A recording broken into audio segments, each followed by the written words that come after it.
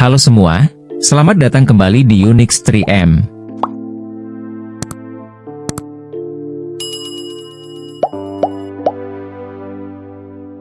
Pada kawasan semenanjung Crimea, yang saat ini menjadi bagian dari Rusia, tersimpan luka yang mendalam bagi ingatan orang-orang Tatar, yang menetap di kawasan ini. Mereka selalu mengenang dengan hati berat terkait sejarah kelam berupa deportasi tragis, yang terjadi pada tahun 1944.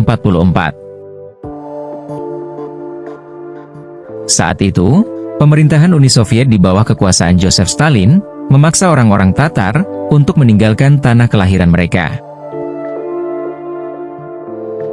Di mana kemudian, hampir setengah dari populasi orang Tatar yang berjumlah sekitar 200.000 orang, dari berbagai usia dan jenis kelamin, diangkut dengan menggunakan mobil ternak, menuju wilayah pegunungan Ural dan Siberia. Migrasi ini, tidak hanya menjadi pemaksaan fisik, tetapi juga sebuah tragedi pembersihan etnis, yang merenggut kesejahteraan dan identitas orang-orang Tatar, di mana mereka dituding dengan tuduhan palsu, telah berkolaborasi dengan Nazi Jerman. Ini, menjadi sebuah episode gelap, yang tidak terlupakan dalam sejarah masyarakat Tatar, yang menciptakan luka mendalam, yang tersisa hingga hari ini.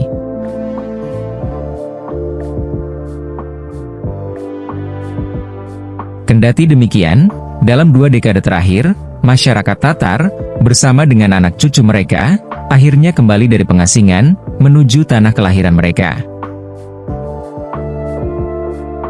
Hanya saja, meski kembalinya mereka ke tanah kelahiran merupakan langkah yang positif, tetapi trauma sejarah yang mereka alami, masih membayangi kehidupan mereka. Karena itu, orang-orang Tatar, enggan untuk berada di wilayah kendali Moskow. Demikian ini, karena Moskow, berperan sebagai pusat pengendali pemerintahan Uni Soviet, pada era kejayaan dan kekejaman Joseph Stalin. Kenangan akan peristiwa deportasi serta ketidakadilan yang mereka alami di bawah pemerintahan Moskow, menjadi bayangan gelap yang sulit dihapuskan.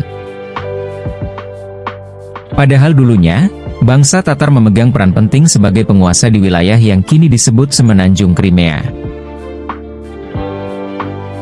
Sejarah panjang mereka dengan Rusia, menandai hubungan kompleks yang melibatkan berbagai aspek, seperti hubungan dagang, kerjasama, perkawinan, dan persilangan budaya, selama berabad-abad. Etnis Tatar, merupakan salah satu kelompok etnis berbahasa Turkik, yang mendiami sejumlah wilayah di Eurasia. Eurasia, adalah istilah yang mengacu pada wilayah yang membentang di Asia dan Eropa, dan tidak ada batasan geografis yang tegas di antara keduanya. Wilayah ini, membentang dari semenanjung Skandinavia di Eropa Utara, hingga semenanjung Kamchatka di Rusia Timur, serta dari Kepulauan Svalbard di Laut Arktik, hingga semenanjung Malaya di Asia Tenggara.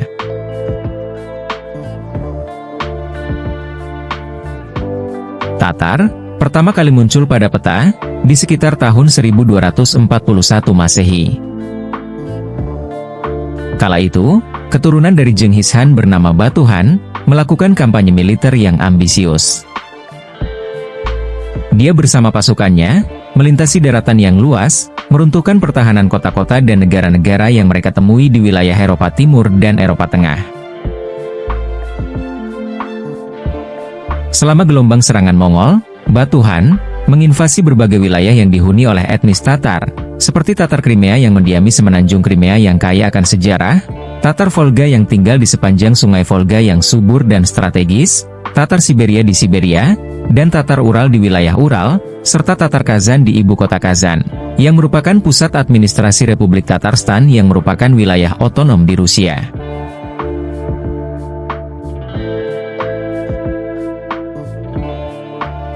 Kendati demikian, tidak semua kelompok etnis Tatar bersentuhan dengan gelombang invasi Mongol. Tatar Balkan, yang tinggal di wilayah Balkan, terutama di Bulgaria dan Rumania, tidak secara langsung terlibat dalam pengaruh Mongol. Mereka tinggal di wilayah yang berbeda, dan tidak terkena dampak invasi secara langsung.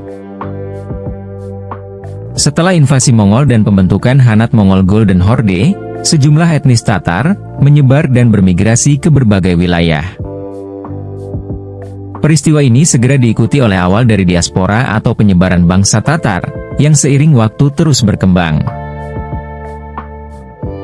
Pada abad ke-15, bangsa Tatar Crimea mendirikan Kesultanan Crimea di semenanjung Crimea. Kesultanan ini menjadi pusat perdagangan dan diplomasi di Laut Hitam. Dan pada abad ke-20, di bawah kendali Uni Soviet, kebijakan kolonial diterapkan di wilayah-wilayah yang dihuni oleh bangsa Tatar. Masa ini dicirikan oleh pembersihan etnis dan deportasi massal di bawah pemerintahan Joseph Stalin. Selama pemerintahan Joseph Stalin, bangsa Tatar menghadapi kondisi yang sulit dan penuh dengan tantangan. Periode ini, terutama pada sekitar tahun 1920 hingga sekitar 1950, yang ditandai oleh kebijakan-kebijakan represif yang memengaruhi etnis Tatar.